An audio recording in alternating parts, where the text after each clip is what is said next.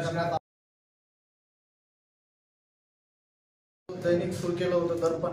या दर्पण दिनानिमित्त सर्व पत्रकारांचा सन्मान करण्यात आला।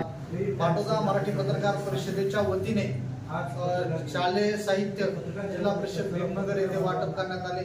तसेच सर्व पत्रकारांचा सन्मान मराठी पत्रकार परिषदेच्या वतीने करण्यात आला।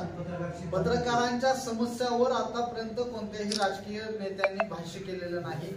पाटोदा तालुका पत्रकार परिषदेच्या वतीने मागणी करण्यात येते की पाटोदा शहरात सोलापूरच्या धर्तीवर जसं सोलापूरमध्ये सर्व पत्रकारांची वेगळी वसाहत आहे, तशी पाटोदा शहरात पण एक वेगळी वसाहत शासनाने निर्माण करावी आणि त्या जो पत्रकार समाजसेवेसाठी स्वतःचं आयुष्य खर्च करतो, त्यासाठी स्वतःच्या हक्काचे घर मिळवण्यासाठी शासनाने पत्रकाराला मदत करावी, मानधन सुरू करावं। अधिस्वीकृती सदस्य म्हणून पत्रकारांची जे 8 ते 10 वर्षापासून कार्य करत आहेत त्यांना अधिस्वीकृती सदस्य म्हणून त्यांची नेमणूक करावी।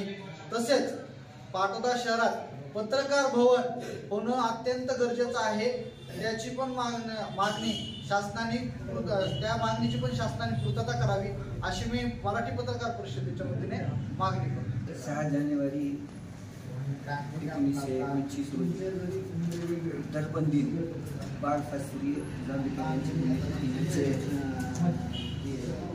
प्रतिमेला पुष्पहार घालून साजरा करण्यात आला।